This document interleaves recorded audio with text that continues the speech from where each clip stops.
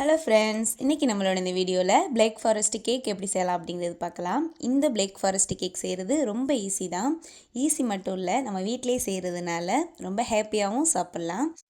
இதே போல் நீங்களும் ட்ரை பண்ணி சந்தோஷமாக சாப்பிடுங்க. வாங்க இப்போ எப்படி செய்யலாம் அப்படிங்கிறது நம்மளோட இந்த வீடியோக்குள்ளே பார்க்கலாம். ஃபஸ்ட்டு நம்ம ஒரு பவுல் எடுத்துகிட்டு 2 கப் அளவுக்கு மைதா மாவு எடுத்துக்கோங்க. அது கரெக்டாக 250 கிராம் இருக்குது. அதே கப்பில் 3/4 கப் அளவுக்கு கொக்கோ பவுடர் எடுத்துக்கோங்க. அது எனக்கு 75 கிராம். அது கூடவே 2 teaspoon baking powder, 1 teaspoon baking soda, தூள் உப்பு 1/2 டீஸ்பூன் சேர்த்துக்கோங்க. இப்போ இது எல்லாத்தையுமே வந்துட்டு நல்லா கலந்து விட்டுருங்க. அந்த பேக்கிங் பவுடர் எல்லாமே வந்துட்டு இந்த மாவு எல்லாத்தோடையும் நல்லா கலக்கணும்.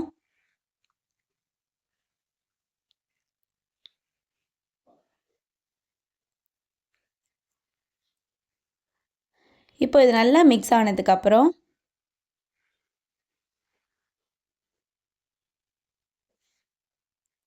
அது கூடவே அதே கப்பில் 2 கப் அளவுக்கு சீனி சேர்த்துக்கோங்க. இது கரெக்டாக 400 கிராம் இருக்குது. அது கூடவே 1 கப் ஆற வச்ச பால் சேர்த்துக்கோங்க. இது கரெக்டாக 240 ml இருக்குது. 1/2 கப்பு சன்ஃப்ளவர் எண்ணெய் சேர்த்துக்கோங்க. இது கூடவே 3 முட்டை உடச்சி சேர்த்துக்கோங்க. 2 டீஸ்பூன் அளவுக்கு வெண்ணிலா எக்ஸ்ட்ராக்ட் சேர்த்துக்கலாம். இப்போ இது எல்லாத்தையுமே நல்லா கலந்து விட்டுக்கோங்க. இது கொஞ்சம் டைம் எடுக்கும். ஒரு 5 நிமிஷம் வரைக்குமே நல்லா கைவிடாமல் எல்லாத்தையும் கலக்கணும். நல்லா கலந்து ஒரு க்ரீம் பதத்துக்கு வந்துடும். நமக்கு அதுக்கப்புறம் வந்துட்டு கேக்கு செய்கிறதுக்கான மாவு ரெடி ஆகிடும்.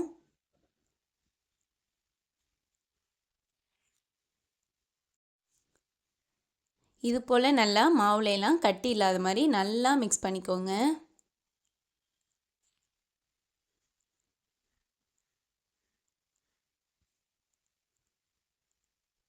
இப்போ நம்ம கலக்க கலக்க ஜீனி வந்துட்டு அதோடு சேர்ந்து கரைஞ்சிடும்.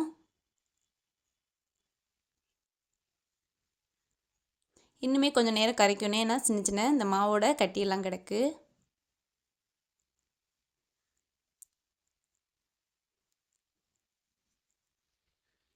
இப்போ நமக்கு ரெடி ஆயிடுச்சு. இது போல் க்ரீம் மாதிரி இருக்கணும்.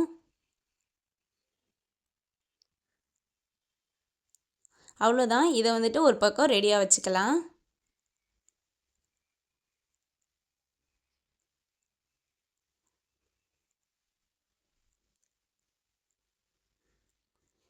இப்போது கேக் வேக வைக்கிறதுக்கு ஒரு அகலமான கனமான ஒரு சட்டி அடுப்பில் வச்சுட்டு சூடு பண்ணிக்கோங்க.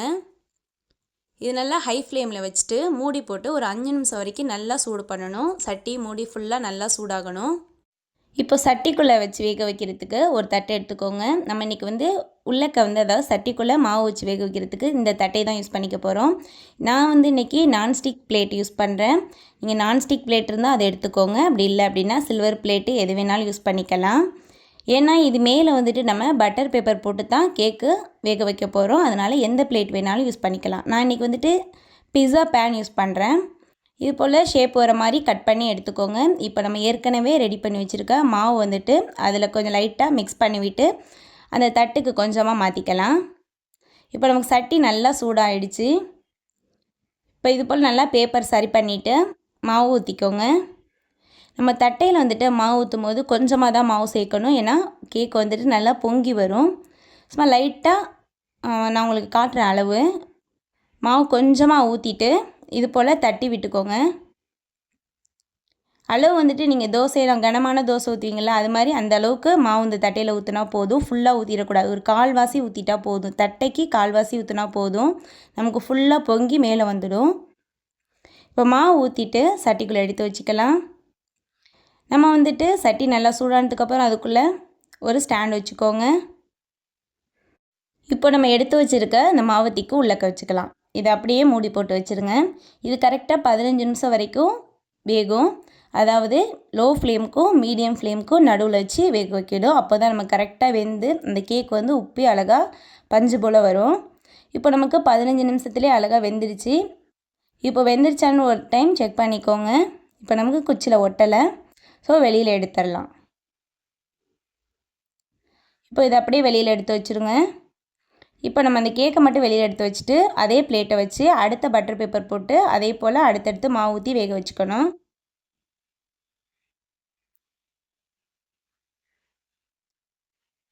இப்போ அதே போல் அடுத்த தட்டுலேயும் அதே தட்டில் அந்த கேக்கை வெளியில் எடுத்து வச்சுட்டு அடுத்த பட்டர் பேப்பர் போட்டு அதே போல் மாவு ஊற்றிக்கோங்க.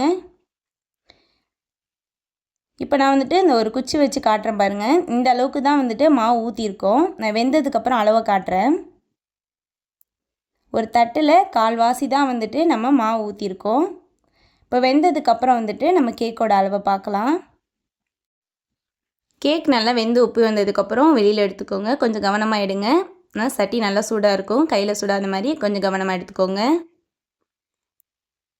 இப்போ இது வெளியில் எடுத்து வச்சுட்டு நல்லா ஆற விட்டுறணும். இப்போ நம்ம வந்துட்டு கேக்கோட அளவை பார்க்கலாம். ஏன்னா நம்ம தட்டை விட்டு மேலேயே பொங்கி வந்துருச்சு. இப்போ அதே ஸ்டிக்கில் இந்த அளவுக்கு வந்திருக்கு. நீங்களும் இதே போல் தட்டில் ட்ரை பண்ணுறாந்தா இது போல் பண்ணுங்கள். அப்படி இல்லை அப்படின்னா சட்டியில் ட்ரை பண்ணுறாந்தா, அதாவது ஃபஸ்ட்டு ஒரு உயரமான கனமான சட்டி அடுப்பில் வச்சுட்டு சூடு பண்ணிவிட்டு அது உள்ளக்க ஒரு ஸ்டாண்ட் வச்சுட்டு அப்புறம் இன்னொரு சட்டியில் கீழே பட்டர் பேப்பர் போட்டு நம்ம எல்லா மாவையும் அந்த சட்டிக்குள்ளே ஊற்றி வச்சுட்டு 40லேருந்து 45 நிமிஷம் வரைக்கும் வேக வைக்கணும். அதாவது லோ ஃப்ளேம்லேருந்து மீடியம் ஃப்ளேமுக்குள்ளே வச்சுட்டு வேக வைக்கணும். நம்ம கரெக்டாக வெந்து வந்துடும். அதுக்கப்புறம் 4 லேயராக கத்தியில் கட் பண்ணி எடுத்துக்கோங்க. அது வந்துட்டு நம்ம சட்டியில் வேக வைக்கிறதுக்கான மெத்தடு. உங்களுக்கு கொஞ்சம் ஈஸியாக, அதாவது கட் பண்ணுற வேலை ஈஸியாகும் இல்லையா, அதனால நம்ம இன்றைக்கி பிளாட் யூஸ் பண்ணியிருக்கோம். இப்போ இன்னொரு பாத்திரம் எடுத்துகிட்டு அதில் 1/2 கப்பு சீனி எடுத்துக்கோங்க. அதே கப்பில் 1/2 கப்பு தண்ணி சேர்த்துக்கோங்க. இதை வந்துட்டு கொதிக்க விடணும்.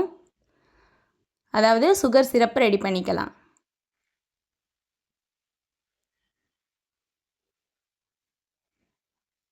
இப்போ நல்லா கொதித்து ஜீனி வந்து கரைஞ்சிருச்சு. இப்போ இறக்கி வச்சு ஆற வச்சுருங்க. இது ஒரு பக்கம் இருக்கட்டும். அடுத்து நம்ம விப்பிங் க்ரீம் ரெடி பண்ணிக்கலாம். நான் இன்றைக்கி வந்துட்டு விப்பிங் க்ரீம் பவுடர் வச்சு யூஸ் பண்ணுறேன். 100 கிராம் விப்பிங் க்ரீம் பவுடர் எடுத்துக்கோங்க. அது கூடவே 150 ml ஆற வச்ச பால் சேர்த்துக்கோங்க. இது ஒரு 1 நிமிஷம் பீட் பண்ணுங்கள். கொஞ்சம் திக்காகி வரும்.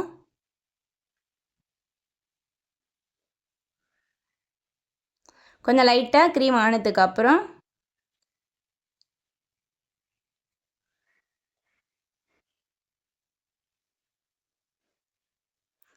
அதே கப்பில் 1 கப் அளவுக்கு சீனி பவுடர் சேர்த்துக்கோங்க.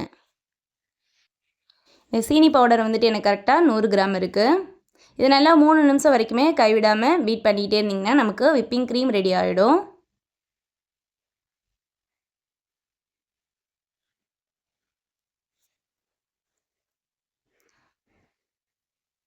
க்ரீம் நல்லா திக்காக வர வரைக்கும் பீட் பண்ணி எடுத்துக்கோங்க. இப்போ நமக்கு சூப்பராகவே வந்துட்டு க்ரீம் ரெடி ஆகிட்டுருக்கு.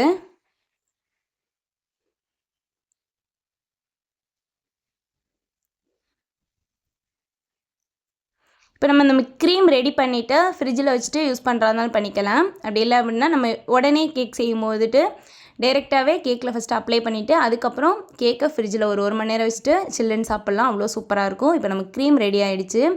இப்போது கேக்கில் உள்ள அந்த பட்டர் பேப்பர்லாம் எடுத்துடலாம். நல்லா கேக் ஆற விட்டுட்டு தான் நம்ம வந்துட்டு பட்டர் பேப்பரை வந்துட்டு மாற்றணும். சூடாக இருக்கும் போது அதை அப்படியே வச்சுருங்க. நம்ம எடுத்து, அதாவது அந்த தட்டுலேருந்து எடுத்தோம் இல்லையா, அதை அப்படியே வெளியில் எடுத்து அப்படியே ஆற விட்டுருங்க எல்லா கேக்கையுமே. நல்லா ஆறுனதுக்கப்புறம் இது போல் ஒரு தட்டில் வச்சு திருப்பி வச்சுட்டு மேலே உள்ள பேப்பரை வந்துட்டு உரிச்சு எடுத்துக்கோங்க. அவ்வளோ சாஃப்டாக வந்திருக்கு கேக்கு. இதே போல் எல்லாத்துலேயும் உள்ள இந்த பட்டர் பேப்பரை வந்துட்டு எடுத்துடலாம்.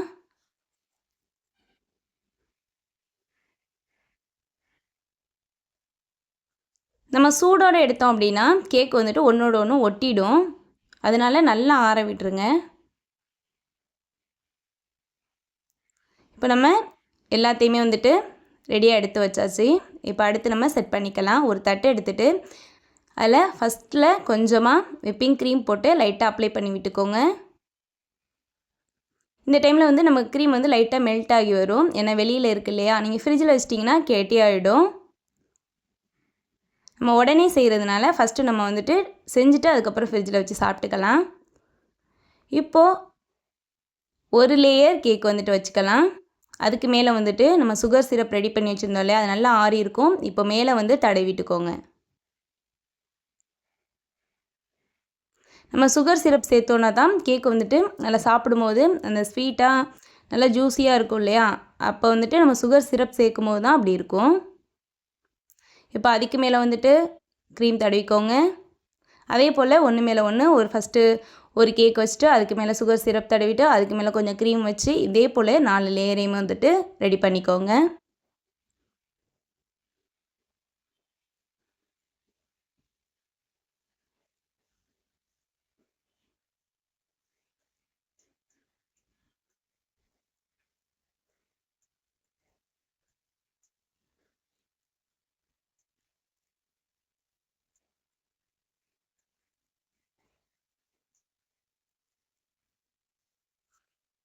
அவ்வளோதான், கடைசி லேயர் மேலே வச்சுட்டு அதுக்கு மேலே இருக்க எல்லா க்ரீமையுமே இது மேலே வந்து செட் பண்ணிக்கணும்.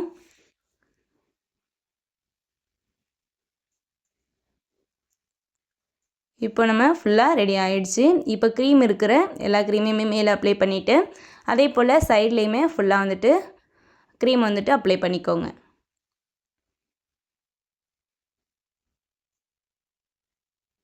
இப்போ ஃபுல்லாக க்ரீம் அப்ளை பண்ணதுக்கப்புறம் மேலே வந்துட்டு சாக்லேட் துருவி அதுக்கு மேலே சேர்த்துக்கலாம். நான் வந்துட்டு டெய்ரி மில்க் சாக்லேட் வந்துட்டு துருவி, அதாவது ஃப்ரிட்ஜில் வச்சா கட்டி ஆகிடும், அதுக்கப்புறம் துருவி மேலே தூவி விட்டுக்கோங்க. அதுக்கும் மேலே சாக்கோ சிப்ஸ் தூவி விட்டுக்கோங்க.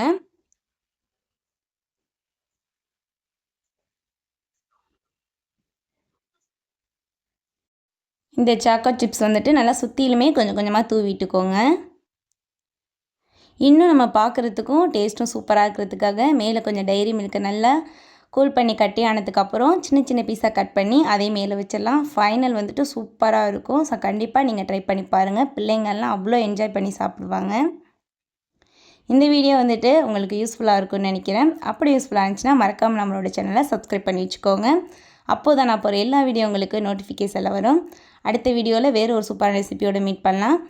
மறந்துடாதீங்க, இந்த கேக் வந்துட்டு ஃப்ரிட்ஜில் 1 hour வச்சுட்டு கொஞ்சம் சில்லுன்னு சாப்பிடுங்க. அப்போ தான் சூப்பராக இருக்கும். தேங்க்யூ, பாய்.